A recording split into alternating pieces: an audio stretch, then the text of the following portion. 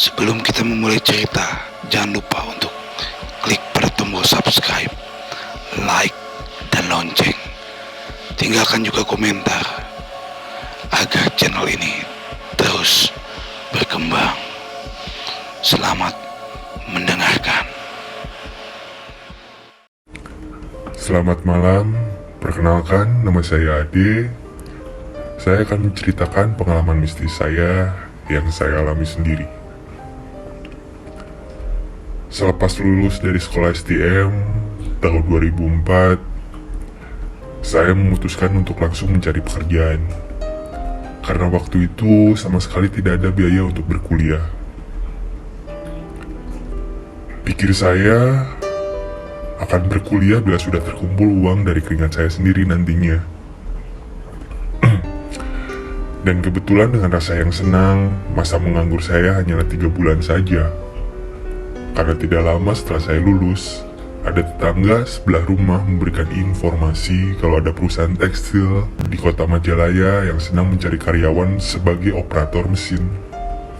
Kebetulan sekali, di masa saya sekolah, saya mengambil jurusan adalah teknik mesin. Mungkin sudah menjadi rezeki saya untuk bekerja di pabrik. Tanpa pikir panjang, saya pun langsung berangkat ke tempat pabrik yang membuka lowongan itu. Perusahaan tempat saya bekerja ini sudah lama berdiri, sejak dari tahun 1972. Ketika saya sampai di pabrik, dari beberapa bangunan dalam pabrik, terlihat dari bentuknya memang bangunan lama dan gedung tua. Singkat cerita, tanpa banyak wawancara dan tes yang bertele-tele, ditambah dengan referensi bagus dari tetangga saya, akhirnya saya diterima kerja. Memang jabatan awal adalah membantu operator mesin yang sudah ada. Dalam ini bertujuan mendapatkan pelatihan terlebih dahulu sebelum nantinya saya dilepas sendiri. Kebetulan juga pemilik pabrik ini sangatlah baik hati. Dan beberapa karyawan juga yang sudah lama bekerja di sini bilang seperti itu juga. Dek, sebelum dapat kontrakan, kamu bisa tinggal di sini dulu untuk sementara. Pemilik pabrik berkata begitu. Pada suatu hari setelah saya sudah mulai bekerja, alhamdulillah rezeki nomplok diri saya waktu itu. Tetapi sebenarnya perusahaan tidak menyediakan mes atau tempat tinggal bagi karyawan. Jadi selama 6 bulan ke depan, gudang pabrik menjadikan tempat tinggalku untuk sementara. Gudang ini berada di dalam salah satu gedung besar yang disebut saja pabrik, karena di dalamnya banyak terdapat mesin-mesin pembuat tekstil. Pabrik ini memanglah besar, namun di beberapa sudutnya ada ruangan-ruangan kecil, entah itu ruangan operator, ruangan bahan bakar, ataupun gudang, saya pun belum tahu. Gudang tua inilah yang menjadi tempat tidurku dan beristirahat saat ini. Saya harus merelakan berbagi ruangan dengan segala macam peralatan mesin dan bahan-bahan. Saya sih sebenarnya senang-senang saja, karena dulu saya pernah merasakan tinggal di tempat yang lebih menyedihkan daripada tempat ini.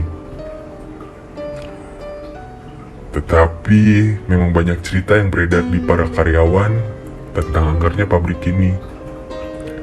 Pabrik yang letaknya memang berada di paling ujung kawasan industri. Menurut karyawan yang sudah lama bekerja di sini, karena semua gedung bisa dibilang gedung tua, makanya banyak terjadi kejadian seram yang dialami karyawan. Banyak yang bilang sering melihat penampakan seram di kawasan pabrik. Saya tidak bisa menceritakan satu persatu, karena banyak sekali cerita yang beredar. Salah satunya hantu ibu tua. Konon katanya si ibu sering terlihat mengerjakan pekerjaan yang rutin semasa hidupnya dulu. Sosok itu juga sudah sangat menyeramkan. Saya tidak bisa membayangkan kalau harus bertemu dengan sosok seram lainnya di pabrik ini. Pokoknya banyak cerita seram yang beredar di sini.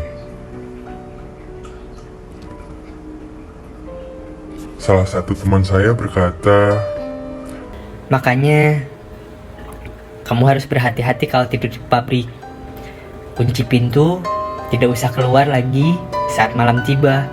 Diam saja di gudang sampai pagi. ucap Dudung menitip pesan kepada saya. Waktu itu pabrik saya bekerja, belumlah ada sistem shift.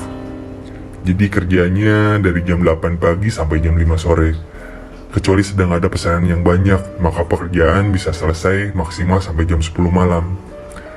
Setelah itu karyawan pulang dan di dalam pabriknya hanya menyisakan security dan mesin-mesin dalam keadaan mati semua. Menjadikan suasana di pabrik sangatlah sepi. Selama 6 bulan saya tinggal di pabrik, saya sudah sering merasakan atau sekali-sekali melihat keseraman di pabrik ini. Tapi saya masih bisa melawan rasa takut mengikuti saran Dudung untuk sama sekali tidak keluar gudang saat malam tiba. Awalnya saya tidur di gudang hanyalah beralaskan beberapa kardus yang saya susun bertumpuk. Cukuplah untuk menghangatkan badan. Tetapi tidak lama atasanku membawakan saya karpet tebal yang menggantikan kardus-kardus, ditambah dengan bantal dan selimut yang membuat saya sangat nyaman.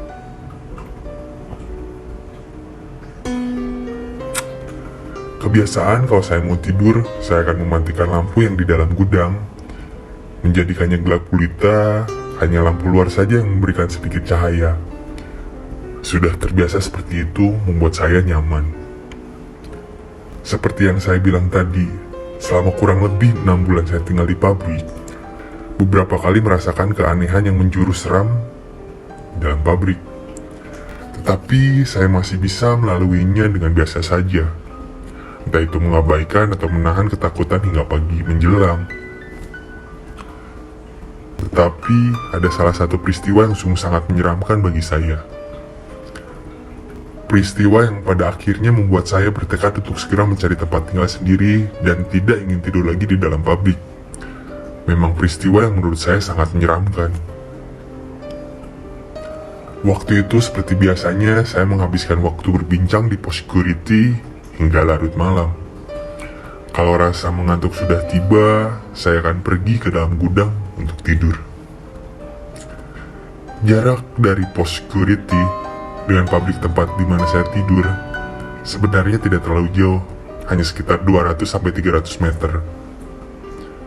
Tetapi tetap saja saya harus berjalan kaki menyusuri kawasan pabrik dengan beberapa bangunan kantor yang harus saya lalui sampai akhirnya tiba di pabrik belakang. Singkat cerita, sekitar jam 10 malam saya pun pulang ke gudang. Jam-jam seperti ini, kawasan pabrik sudahlah sangat sepi. Tidak ada orang sama sekali. Saya berjalan kaki dengan biasanya seperti hari-hari sebelumnya. Banyak lampu sudah dalam keadaan mati, hanya sebagian kecil saja yang dibiarkan menyala, menjadikannya sangat redup walaupun masih bisa melihat sekitar. Tidak ada perasaan apa-apa. Ketika akhirnya saya sampai juga di pabrik belakang, lalu masuk ke dalamnya. Deretan mesin dengan berbagai macam ukuran harus saya lewati untuk sampai ke dalam gudang. Bangunan pabrik ini juga memang gelap, hanya beberapa lampu kecil saja yang dibiarkan menyala. Dinginnya udara Majalaya menyelusup masuk ke dalamnya. Saya kedinginan, makanya semakin cepat langkahku untuk segera masuk ke gudang. Sesampai di dalam gudang, saya pun langsung masuk dan mengunci pintu, menggelar karpet yang biasa saya gunakan sebagai alasnya. Terakhir kali saya melihat jam, jarum pendeknya menunjukkan ke angka 11. Setelah itu, saya pun tidak mengingat apapun lagi karena tertidur lelap. Tetapi, hanyalah sebentar. Dengan memucuk-mucuk mata saya, karena terpaan cahaya terang menyadarkan saya dari lelapnya tidur. Iya, memang cahaya terang. Tapi saya masih sadar kalau saya masih berada di atas karpet, di mana tempat tidur saya berada, lengkap dengan bantal dan selimut. Cahaya ini terang sekali, menyilaukan. Dalam keadaan mata tertutup pun saya bisa merasakan silaunya. Cahaya dari mana ini? Lalu saya perlahan membukakan mata. Dengan sangat perlahan karena sambil menahan silau. Benar, ternyata gudang ini sudah terang benderang. Lampu di dalamnya menyala semua. Siapa yang menyalakan lampu? Apa saya yang bangunnya kesiangan? Tanya saya dalam diri. Tetapi setelah melirik jam di dinding, jam menunjukkan jam 1:30 pagi.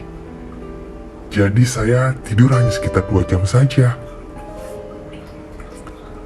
Saya pun lalu duduk, masih dengan mengucek-ngecek mata dan mencoba membuka nyawa. Kemudian pemandangan yang aneh terjadi. Pintu gudang di depan ternyata sudah dalam keadaan terbuka.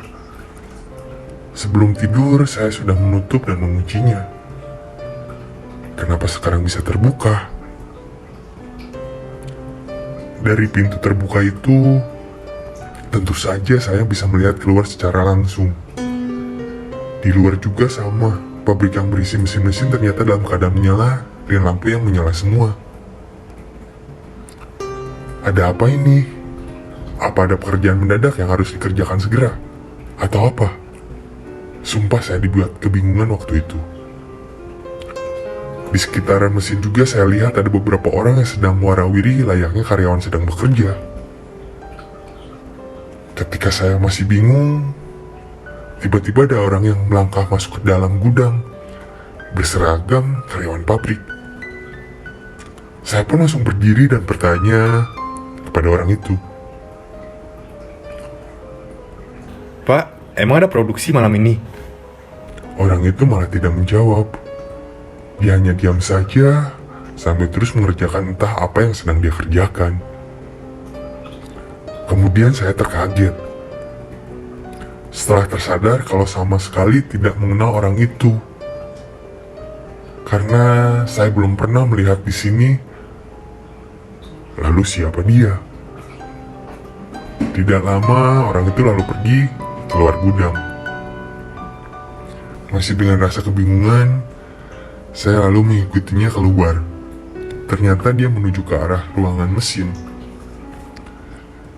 Di depan pintu gudang, saya hanya bisa berdiri diam, memperhatikan semuanya dan memperhatikan seluruh isi pabrik.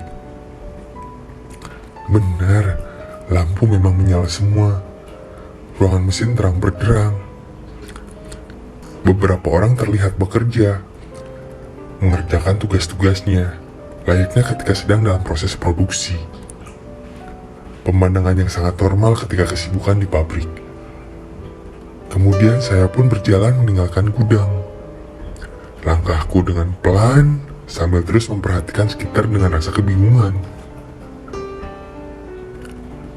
Semua orang kelihatannya sangat sibuk, tanpa sedikit pun memperhatikan saya. Seperti tidak ada saya di situ. Tepat di tengah-tengah pabrik, di antara mesin-mesin yang berjalan, saya berhenti melangkah karena lagi-lagi menyadari sesuatu. Dari wajah-wajah orang berseliweran itu, tidak ada satupun yang saya kenal. Semuanya asing. Namun mereka berseragam layaknya karyawan pabrik. Siapa mereka? Orang barukah? Masih terdiam memperhatikan semuanya, saya tetap berdiri di tempat. Tiba-tiba sesuatu yang mengerikan mulai terjadi. Saya melihat kalau mereka para karyawan ini perlahan tubuhnya menghitam. Iya, perlahan, tidak serta-merta. Yang awalnya kelihatan normal, layaknya manusia sedang bekerja, lama-kelamaan Tubuhnya menghitam, legam, dan berangsur tubuhnya seperti hangus terbakar. Makin mengerikannya lagi, tubuh mereka juga terlihat berasap. Namun masih terus bergerak layaknya orang yang sedang bekerja. Ya Allah, apalagi yang terjadi? Ucapku dalam hati. Sontak saya merinding ketakutan. Ketika akhirnya saya tersadar, ternyata mereka bukanlah manusia. Di tengah kepanikan menyerang saya, tiba-tiba sesuatu lagi terjadi. Pabrik yang tadinya terang benderang mendadak lampunya mati semua. Menjadi gelap gulita seperti semula. Tetapi sosok-sosok seram itu masih terlihat terus bergerak seperti bekerja. Tak berselang lama, beberapa detik kemudian, mereka semua tiba-tiba berhenti bergerak, diam di tempat, lalu perlahan membalikkan tubuhnya. Semua menghadap ke saya. Mereka terlihat seperti sedang memperhatikan saya. Dan rasa panik yang menyerang ketika dalam gelap, saya melihat salah satu sosok seram yang bergerak melangkah mendekat dari kejauhan. Yang membuat saya mengerikan, sosok yang satu ini ternyata tubuhnya tanpa kepala. Dia berjalan perlahan mendekat ke arah saya. Tubuh saya sama sekali tidak bergerak.